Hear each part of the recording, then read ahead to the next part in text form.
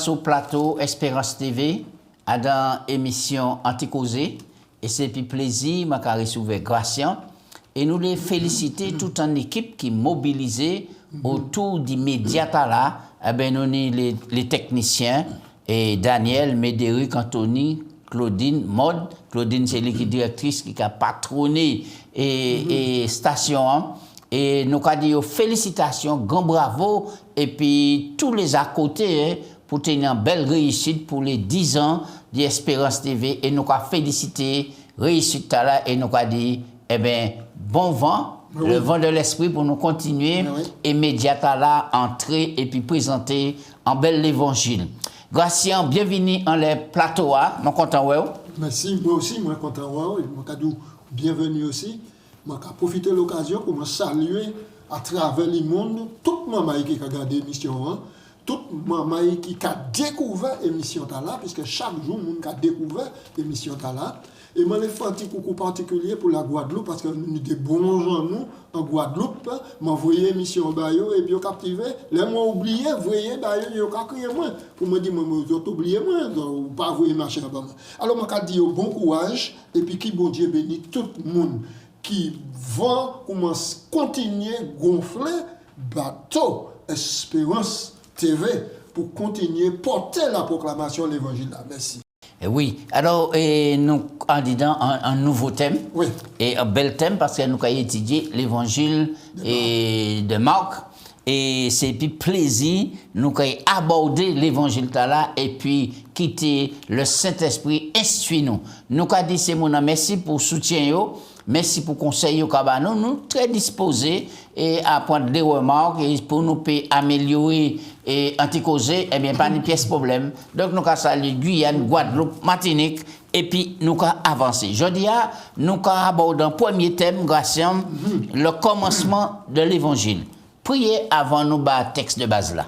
Papa Dieu, nous avons remercié, nous avons glorifié non, parce que au bon, ou reste toujours bon. C'est vous qui croyez nous et c'est vous qui savez ça nous besoin. Vous proposez nous en réflexion en l'évangile de Marc, bonne nouvelle Marc, portée pour encourager nous, pour fortifier nous, pour dire nous qui est qui Jésus et ça il a fait par nous. Quittez le Saint-Esprit Seigneur, aidez-nous, éclairez-nous, conduisez-nous à dans toute la vérité pour nous ça découvrir Jésus et puis pour nous ça aimer passionnément. C'est prière moi en nom de Jésus. Amen. Amen. Alors, nous allons présenter le commencement de l'évangile. Et texte de base là, c'est nous allons lire à présentation. Marc 1, verset 14. Oui, alors Marc 1, verset 14. Nous allons lire d'abord dans la version d'Arby et puis nous allons lire dans la version seconde. Il a dit, après que Jean eut été livré, Jésus vint en Galilée, prêchant l'évangile du royaume de Dieu en disant, le temps est accompli et le royaume de Dieu s'est approché. Repentez-vous et croyez à l'évangile. Dans la version seconde, nous allons lire, après que Jean eut été livré, Jésus alla dans la Galilée prêchant l'évangile de Dieu. Très bien. Et nous croyons que c'est un texte qui est fort, puisque Jean emprisonné, mais message là a continué de délivrer parce que Jésus lui-même en personne Gratien qui a prêché l'évangile de Dieu. Donc l'évangile nous a dit c'est good news, c'est une bonne nouvelle et bonne nouvelle là c'est Jésus qui vient sauver nous du péché et puis fait de nous des enfants bon Dieu. Donc c'est un évangile qui est éternel qui a prêché. Jean-Baptiste prêchait, Jésus prend le relais et l'évangile est là pour continuer à faire travailler.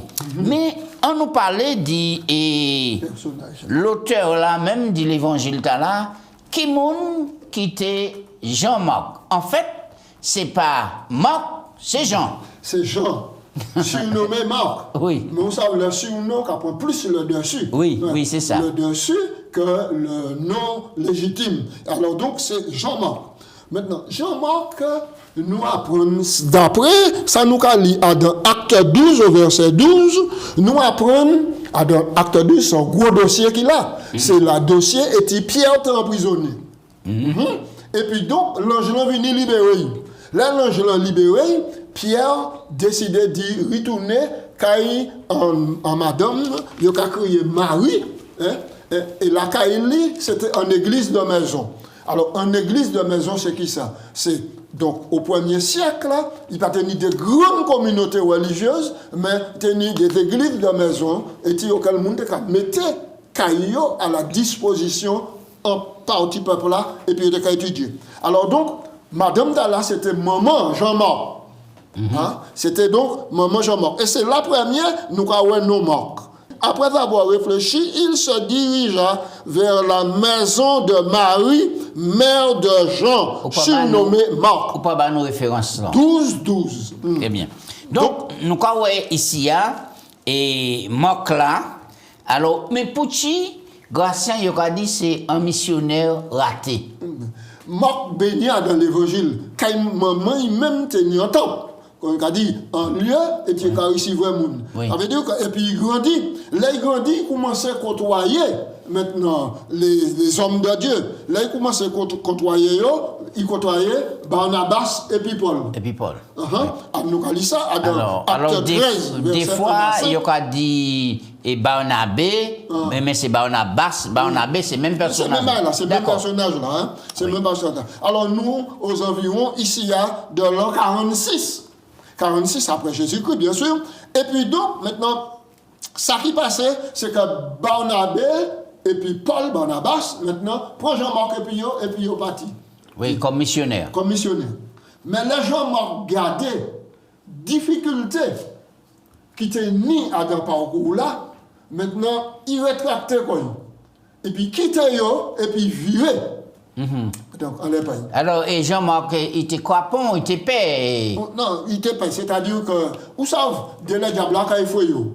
Et ici, là, que c'est pour ça, si un monde acceptait Jésus comme sauveur, acceptait d'y être soit un diacre, soit un disciple, soit un chant, quel que soit, quel niveau, service a dit dans l'église là, et puis il trappait anti-refroidissement, il trappait anti-découragement, ou encore diable là, effrayé, et puis il vient paix.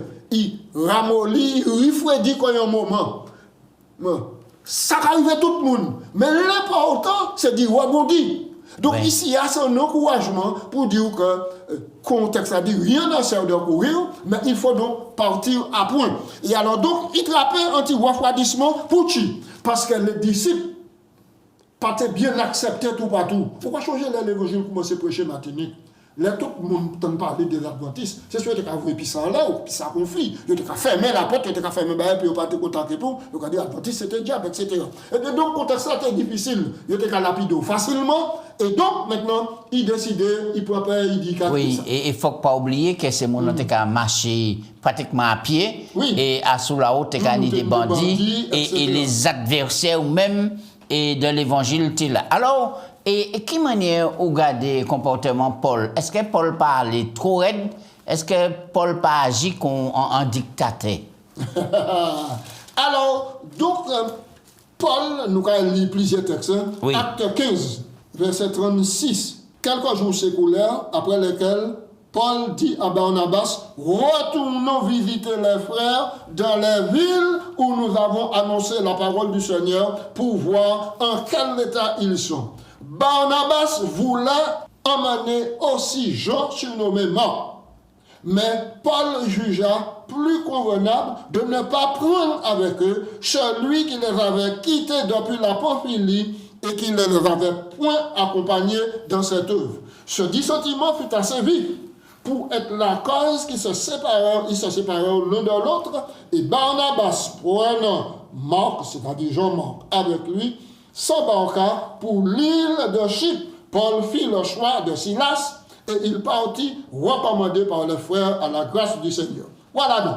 Et alors donc, maintenant, c'est-à-dire... La tenue vive discussion. La tenue vive discussion. Ça veut dire que Jean-Marc qui était parti, virait croiser chemin. Oui. Vous comprenez? Alors, là, virait, ouais. Alors, Jean-Marc venait virer, coller à côté de Et alors là, et comme Barnabas a dit Paul, nous sommes partis, mais nous sommes menés et puis nous. Paul dit non, monsieur ça, nous la première fois, il a vu nous. Il pas qu'à prendre risque là et bien. Il pas qu'à prendre risque là et puis, mais Dieu merci, qu'il toujours ni un homme de la seconde chose. Et ça, c'est la grâce. On ne peut pas dire qu'on Paul pas tenir la grâce. Oui. Mais à ce dit sentimental, là, Paul te pointillé concernant le service. Dans tout l'enseignement, Paul, soit fidèle.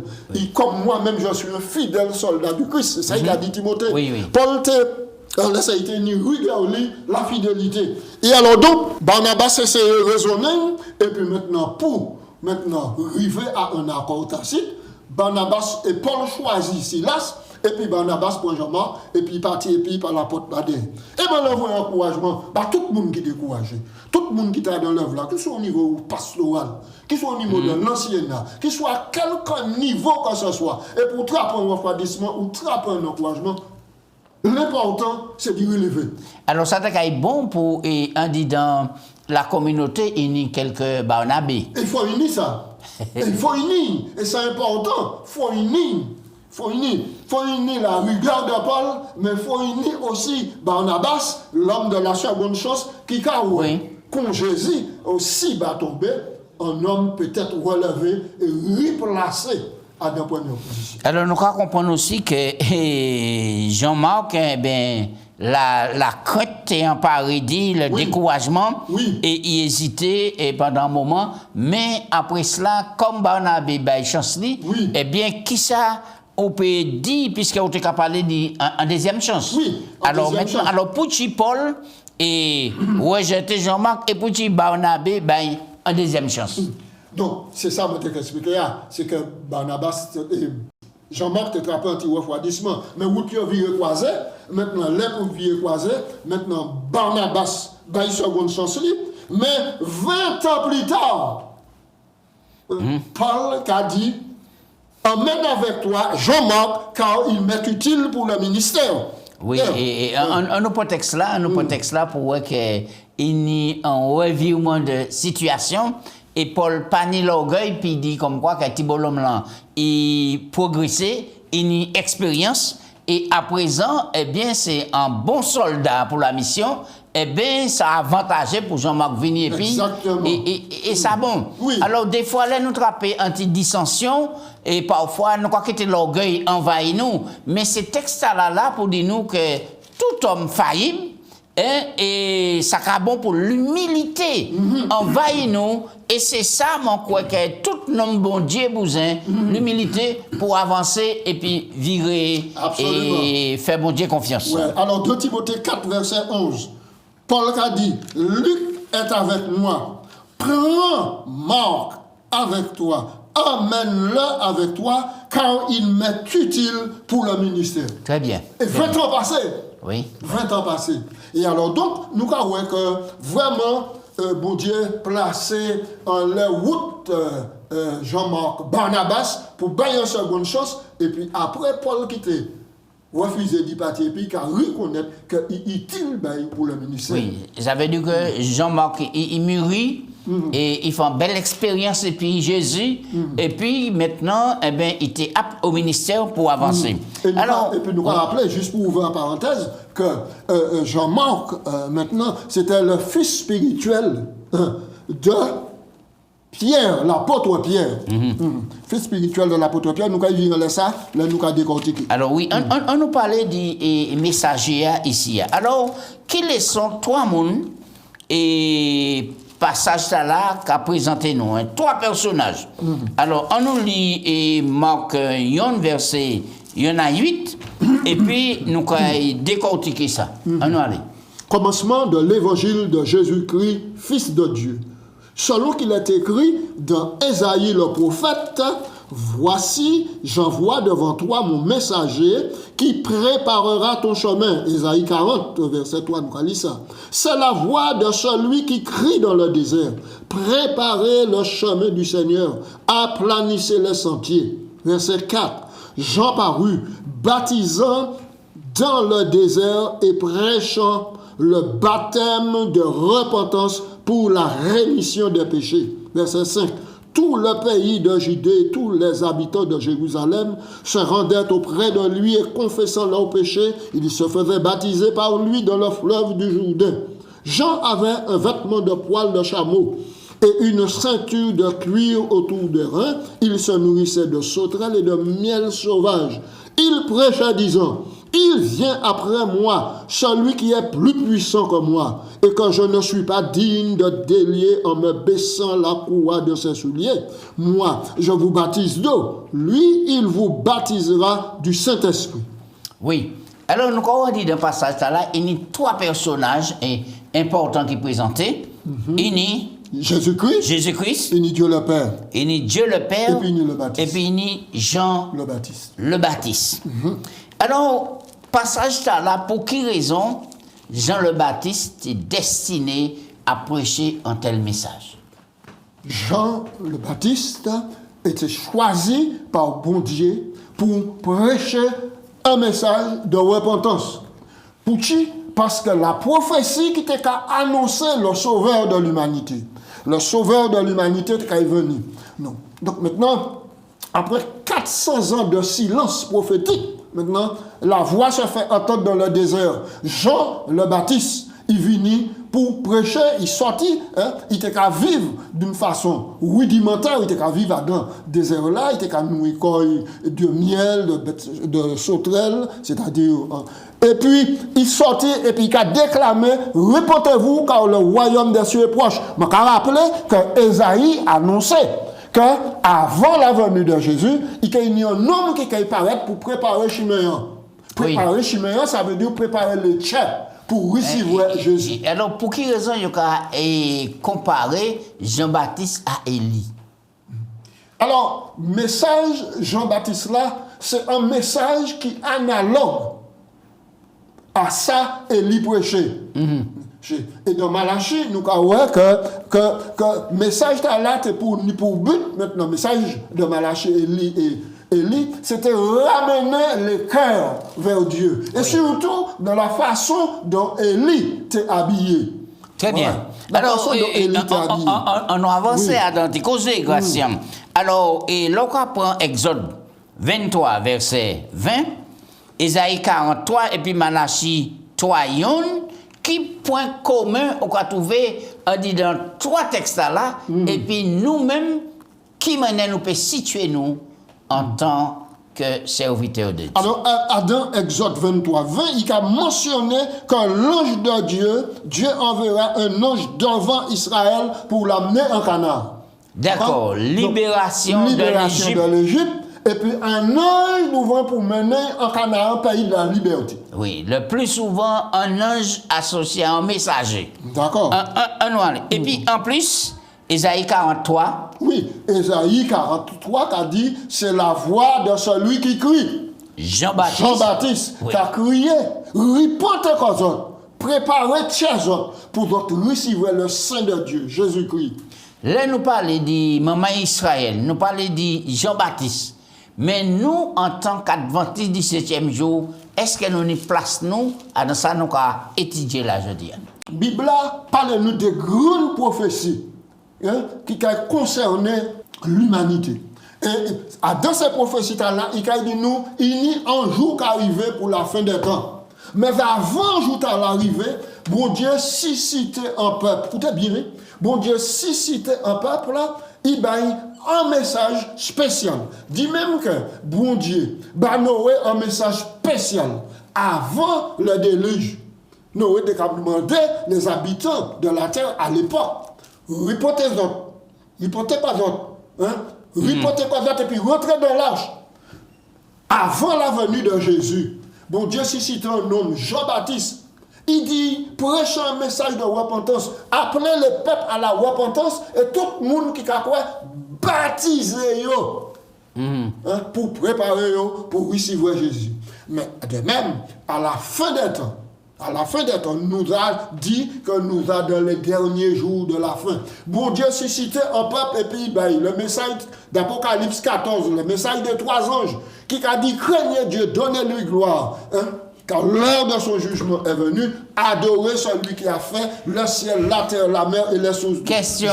Commencé. Oui. Ça veut dire que jugement, je dis pourquoi on va venir. Le jugement a commencé. Mais pour pas trop clean devant mon Dieu, par rapport au jugement, il faut trop accepter le message là. Oui. Est-ce que c'est l'église adventiste spécifiquement qui recevrait message là? Est-ce qu'il ici voit bon Dieu?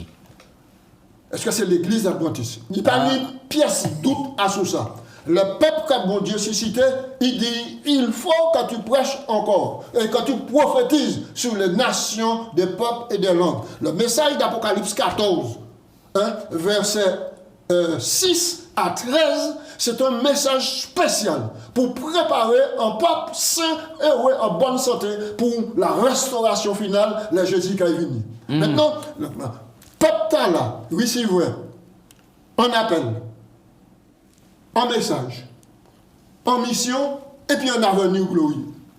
Et oui. Tout le monde qui a accepté, c'est pour ça, l'église adventiste du 7e jour, il a jugé sévèrement s'il ne prend pas en compte vocation. Ça veut dire que Jean-Baptiste prêchait. Oui. Pour eux, peut-être ça fait bon accueil à Jésus qui est venu. Maintenant, nous, l'église adventiste du 7e jour, oui. Est-ce que rôle c'est prêcher la repentance et puis inviter un peuple à accepter Jésus pour deuxième vénissement qui va venir? C'est exactement cela. Mais c'est exactement cela. Donc, à la Bible, il n'y a pas écrit au hasard. Alors, l'immigration nous causait. Alors, pour qui raison, et nous très flégués en les messages là, puisque, en fin de compte, ça nous pas les déranger personne, parce qu'on passe à prêcher la repentance ou pas déranger le monde. C'est ça. Donc, c'est délaisser l'amour, prêcher l'amour et puis c'est tout. Mais, ce message-là, c'est l'amour. Ce message-là, c'est l'amour. Parce que mon Dieu, c'est l'amour. Oui. Ce message-là, c'est l'amour. Donc, et cet amour-là, diversifié pour aider dans tous les domaines. Si on pas un bagage qui mal, je vais venir par amour, je vais dire ça qu'on fait pas bien. D'accord? Mais là, après, c'est la repentance, et c'est pas l'amour. Oui, mais tout, c'est l'amour diversifié. Oui. Ou après, c'est l'amour diversifié. L'amour repenti, ou comment de repenti quoi? C'est parce que moi, amen. C'est bon de faire ça, comme bon Dieu, amen, et puis pas l'eau perdu. Oui. Le Seigneur ne tarde pas de l'accomplissement de sa promesse, mais il use de patience pour que tout le monde vienne à la repentance et puis sauver. Oui. Alors, là, nous regardons le message là, Jean-Baptiste qui a prêché ça, Baudelaire, Jourdain, et puis Jésus venu en baptême. Alors, là maintenant, alors, qui est qui présent au moment baptême Jésus? Alors, est-ce que Jésus t'a besoin de repentance parce que c'est la repentance Jean-Baptiste qui a prêché grâce? Mais Jésus, c'est le Saint de Dieu. Même toi, même des mots reconnaître que Jésus est saint.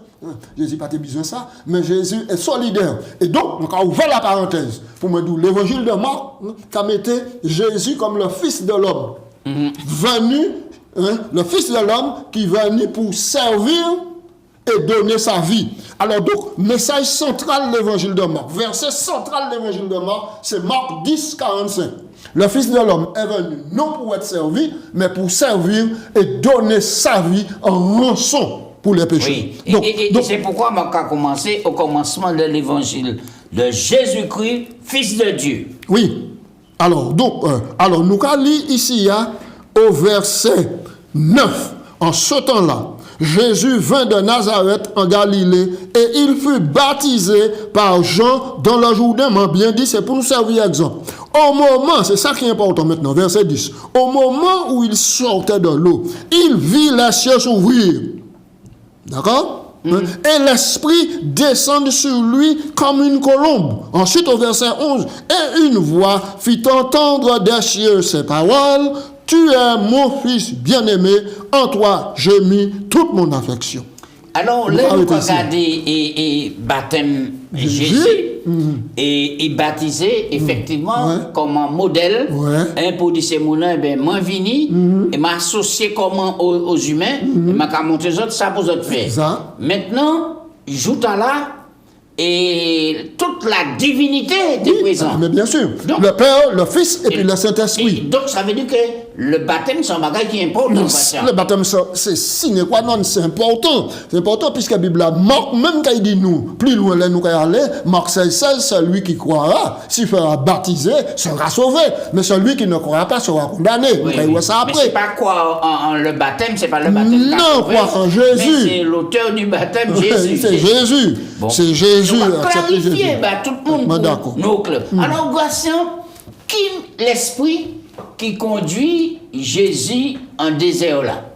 Qui l'esprit qui conduit Jésus en désert là? Regardez, l'esprit conduit Jésus. Alors, au verset 12, aussitôt l'esprit poussa Jésus dans le désert et il passa 40 jours tenté par Satan. Je vais arrêter au verset 12 parce que là, l'esprit conduisit Jésus dans le désert. La Bible a dit nous, c'est le même esprit là qui conduit Jésus au jour 2 pour être baptisé. Et c'est ce même esprit-là qui manifestait comme une colombe et posée sur lui. Le Père, le Fils et le Saint-Esprit, la divinité était présente.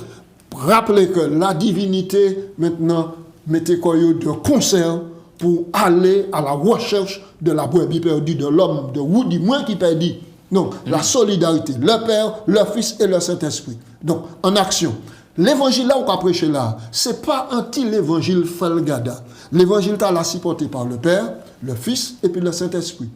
D'accord? Alors, pour certains monde qui a dit que c'est l'esprit Satan qui poussait Jésus dans le désert là. Mais qui bénéficie, qui part Jésus tenir, puis Satan, pour au point obéir à l'esprit. La preuve, quoi, ça pas cacher de bout, parce que nous allons lire, nous allons continuer à lire. Alors, au verset 12, aussitôt, l'esprit poussa Jésus dans le désert, où il passa 40 jours tenté par Satan.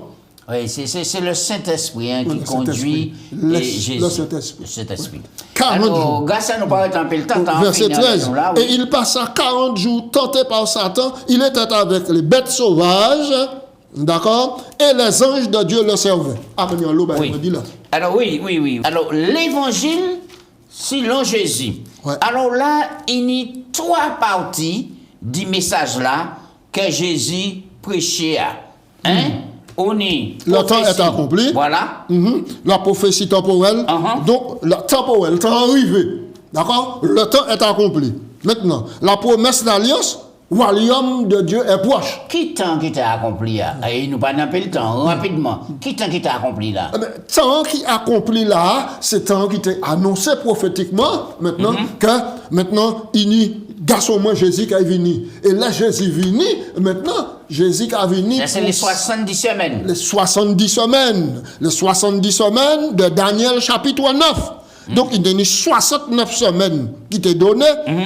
69 semaines à 483. L'année littérale qui a commencé en 457. Oui. D'accord? Et puis, il y a 1 semaine qui était réservé pour le Messie. En l'an 27, Jésus baptisé. D'accord? Là, il est baptisé en l'an 27. Il mort en l'an 31. Donc, dernier semaine, qui a fait de 31 maintenant à 34. D'accord? Et là maintenant, en l'an 31, là, Jésus moi, il était 3 ans et demi, littéralement. 3 ans et demi, là, qui a fini en l'an 34. C'est-à-dire à la lapidation d'Étienne, et auquel maintenant, Paul dit, puisque c'est pour l'évangile là, donc à rejeter, nous avons tourné comme nous vrais les païens, c'est-à-dire les sans-dieux qui ne connaissaient pas Dieu, qui adoraient les idoles, nous avons présenté l'évangile. Et c'est en l'an 34 ça a commencé. Tandis que Jean était arrêté en prison, Jésus allait en Galilée prêcher l'évangile bon Dieu, l'évangile éternel. Et c'est important pour le message là qu'a dit temps arrivé, royaume bon Dieu tout près, repentir aux autres et puis croire en bonne nouvelle là. Ça nous a dit tout le monde. Associez-nous en disant en démarche de repentance, en acceptant Jésus et puis préparez-nous pour Jésus qui a viré chercher nous. On nous prie, s'il vous plaît. Papa Dieu, nous avons merci pour bonté, miséricorde. Merci pour l'évangile qui a présenté nous Jésus comme étant le Fils de Dieu, le Sauveur de l'humanité. Quittez-nous faire l'expérience de repentance.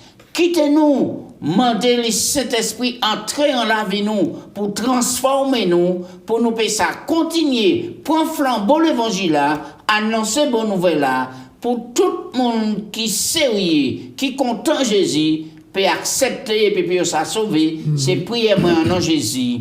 Amen. Amen.